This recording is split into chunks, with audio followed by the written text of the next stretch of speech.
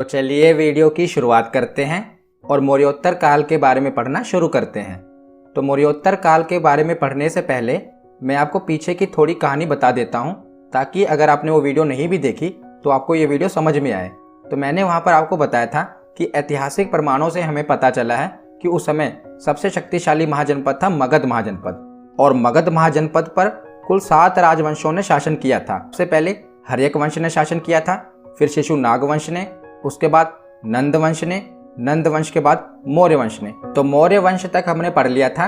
बचे 3 वंश, शुंग वंश, कन्नव वंश और सातवाहन वंश। तो उसी को कहा गया मौर्योत्तर काल, क्योंकि जो मौर्य के बाद का काल है उसे मौर्योत्तर काल कहा गया। तो शुंग वंश, कन्नव वंश और सातवाहन वंश के बारे में आज हम पढ़ेंगे। तो मौर्य साम्राज्य का अंत होने के बाद अब मगध की राजनीतिक एकता छिन्न भिन्न होने लगी थी, क्योंकि जब मौर्य वंश का शासन था तो पूरा अखंड भारत, पूरे भारत पर मौर्य साम्राज्य का शासन था। पूरा आप देख रहे हैं मैप में, यहाँ तक पूरा मौर्य साम्राज्य फैला हुआ था।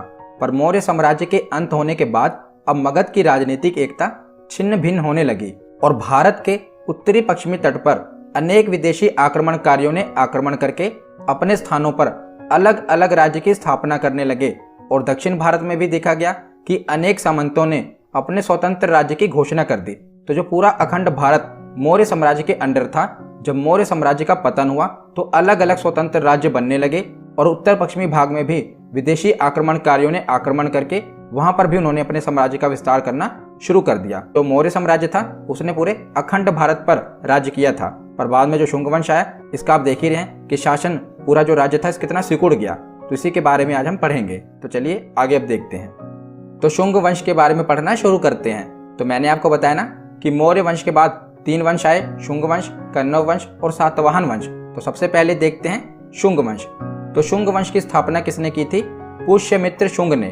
तो शुंग वंश का संस्थापक पुष्यमित्र शुंग था। यह मौर्य साम्राज्य के अंतिम शासक बृहद्रथ का सेनापति था। तो मौर्य साम्राज्य का अंतिम शासक कौन था? बृहद्रथ, उसका यह सेनापति था। तो इसने बृहद्रथ की हत्या कर दी और उसके बाद मौर्य वंश के स्थान पर शुंग वंश की स्थापना कर दी। किसने? पुष्यमित्र शुंग ने। और यह प्रथम ब्राह्मण राजवंश है जिसने मगध पर पहली बार प्रशासन किया। याद रखिएगा, जिस ब्राह्मण राजवंश ने मगध पर पहली बार शासन किया वो है शुंग वंश। याद रखिएगा। और इसने अपनी राजधानी विदिशा को बनाया। मौर्य साम्राज्य के समय राजधानी कौन सी थी? पाटलिपुत्र, आज का पटना। पर इसने राजधानी किसको बनाया? विदिशा, जो कि वर्तमान में मध्य प्रदेश में है। और बौद्ध ग्रंथों में पुष्यमित्र शुंग को बौद्ध द्रोही कहा गया है। क्यों? क्योंकि इसने अपने शासनकाल में बहुत से बौद्ध स्तूपों को नष्ट करवाया था। मौर्य साम्राज्य के समय में हमने देखा कि अशोक ने भी बुद्ध धर्म अपनाया था। उसके बाद बौद्ध धर्म का बहुत ज्यादा प्रचार प्रसार हुआ। पर बाद में जब ये पुष्यमित्र शुंग आया तो इसे बौद्ध द्रोही कहा गया, क्योंकि इसने जो अशोक द्वारा बनाए गए स्तूप थे उनको खत्म करना शुरू कर दिया, उनको नष्ट करवाने लगा। इसीलिए इसे बौद्ध ग्रंथों में बौद्ध द्रोही कहा गया है। किसे? पुष्यमित्र शुंग को। तो उसके बाद आगे देखते हैं। तो इतिहासकारों का मानना है कि पुष्यमित्र शुंग ने अपने जीवन के अंतिम दिनों में बौद्ध धर्म की महानता को समझा और उसने उसके बाद में कई स्तूपों का पुनर्निर्माण करवाया। तो पहले तो जब ये राजा बना तो इसने जितने भी बौद्ध स्तूप थे उन्हें नष्ट करवाना शुरू कर दिया, पर अपने जीवन के अंतिम समय में इसने स्तूपों का पुनर्निर्माण करवाया। और इसका प्रमाण हमें कैसे पता चला? इसने मध्य प्रदेश के भरहुत स्तूप का पुनर्निर्माण करवाया था, जो कि पहले लकड़ी का बना हुआ था, इसने इसे पत्थर का करवाया था। याद रखेगा, कौन सा स्तूप था? भरहुत स्तूप था, जो कि मध्य प्रदेश में है। तो यहाँ से हमें पता चला कि इसने अपने जीवन के अंतिम दिनों में स्तूपों का पुनर्निर्माण भी करवाया था।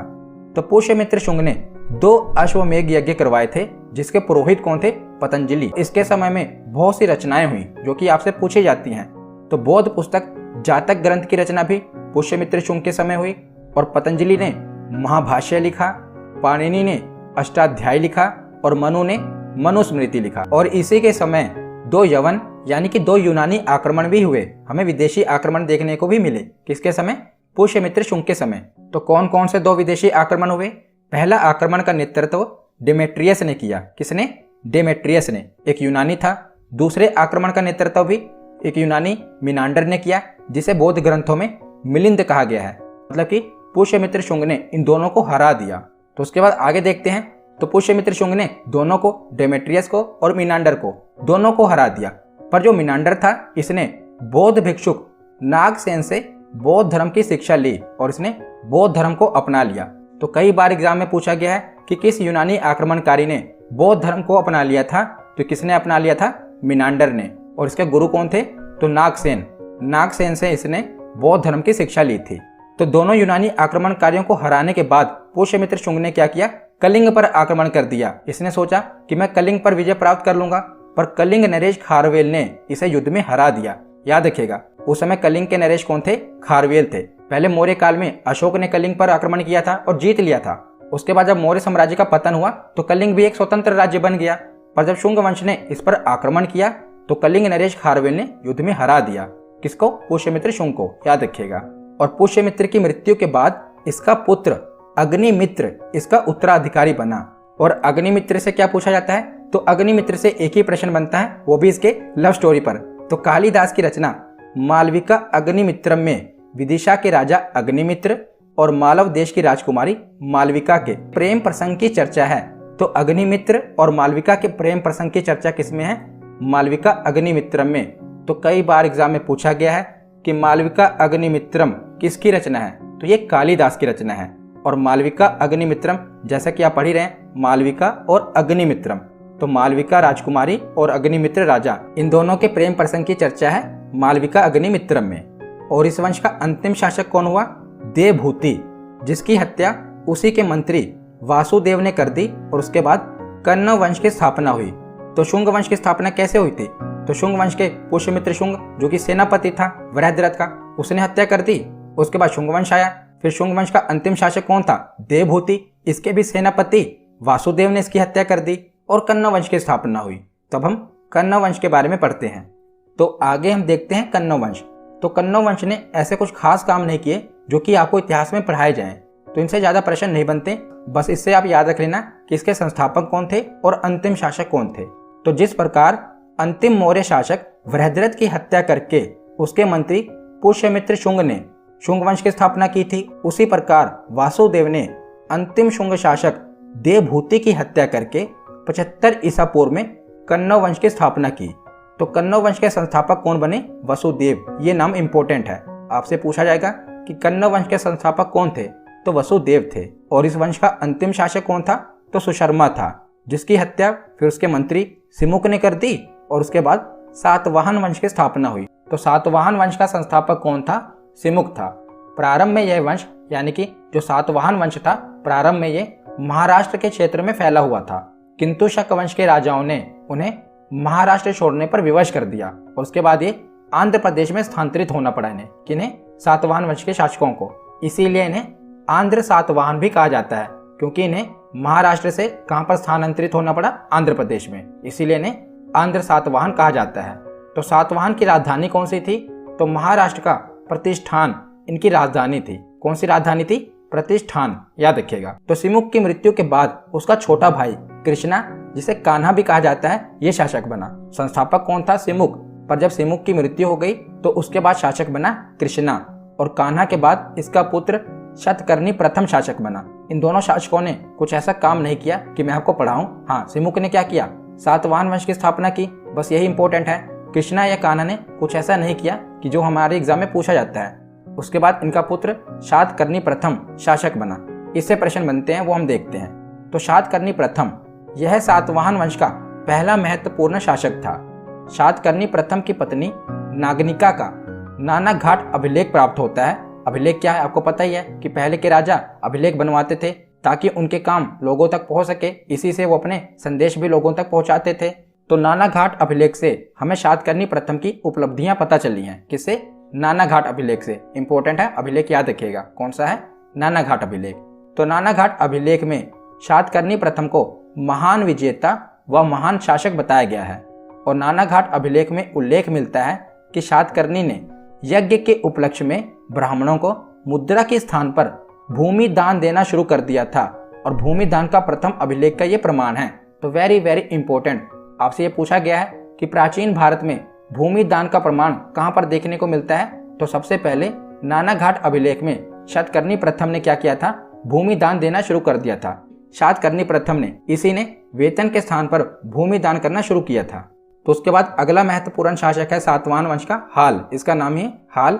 तो सातवाहन वंश में हाल महानतम शासक था और यह एक बड़ा कवि तथा कवियों एवं विद्वानों का आश्रयदाता था। ये बहुत ही बड़ा कवि था उस समय का। इसने गाथा सप्तशती नामक एक काव्य की रचना भी की थी। इसे इसने प्राकृत भाषा में लिखा था। तो ये पूछा गया है कि गाथा सप्तशती किसकी रचना है? तो ये किसकी रचना है? हाल की रचना है। सातवाहन वंश के शासक हाल की रचना है। उसके बाद हुआ गौतमी पुत्र शातकर्णी। यह सातवाहन वंश का अगला महत्वपूर्ण शासक बना। कौन? गौतमी पुत्र शातकर्णी। तो इसके समय नासिक के शक शासक नहपान ने इस पर आक्रमण कर दिया, किंतु गौतमी पुत्र शातकर्णी ने उसे पराजित कर दिया। तो किसने आक्रमण किया था? नहपान ने इस पर आक्रमण किया था और इसने उसको हरा दिया। तो इसका प्रमाण हमें कहाँ से मिलता है?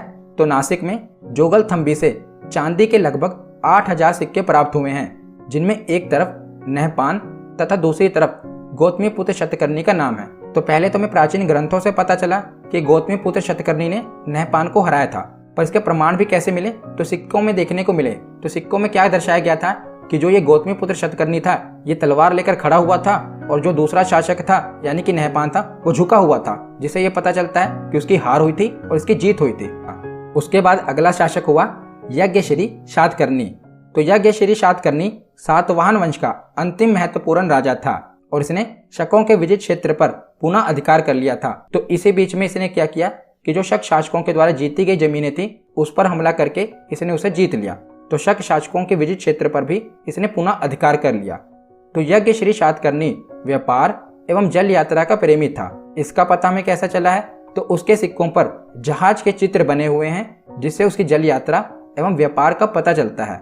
और उसके सिक्के आंध्र प्रदेश, महाराष्ट्र, मध्य प्रदेश एवं गुजरात से प्राप्त हुए हैं। और यज्ञश्री की मृत्यु के बाद सातवाहनों का साम्राज्य विभाजित हो गया, जिसका मुख्य कारण विद्रोह यानी कि आंतरिक विद्रोह एवं केंद्रीय शासन की दुर्बलता थी। तो यहाँ पर सातवाहन वंश समाप्त होता है। तो सातवाहन वंश के शासकों द्वारा जारी किए गए कुछ सिक्के देख लेते हैं। तो सातवाहन वंश के शासकों ने चांदी के सिक्के, तांबे के सिक्के, पोटीन यानी कि घटिया चांदी के सिक्के, मतलब कि वो शुद्ध चांदी के सिक्के नहीं थे, घटिया चांदी के सिक्के थे, और सीसा के सिक्के इन्होंने चलाए थे। तो 4 प्रकार के सिक्के थे, चांदी के, तांबे के, पोटीन के और शीशे के सिक्के, जिसमें से सबसे ज़्यादा महत्वपूर्ण है सीसा के सिक्के। तो कई बार एग्जाम में पूछा गया है कि सीसा के सिक्के किसके द्वारा चलवाए गए थे? तो सातवाहन वंश के द्वारा। और सातवाहन वंश का जो समाज था ये मात्र सतात्मक था। यहाँ के नाम में पहले माता का नाम लिखा जाता है ना, जैसे कि हमने पीछे देखा गौतमी पुत्र शातकर्णी, यज्ञश्री शातकर्णी। तो यहाँ के जो शासक थे वो अपने नाम के आगे अपनी माता का नाम लगाते थे। तो यहाँ का जो समाज था वो मात्र सतात्मक था, परंतु जो राजा होते थे वो केवल पुरुष ही होते थे। राजा केवल पुरुष बनते थे पर समाज मात्र सतात्मक था।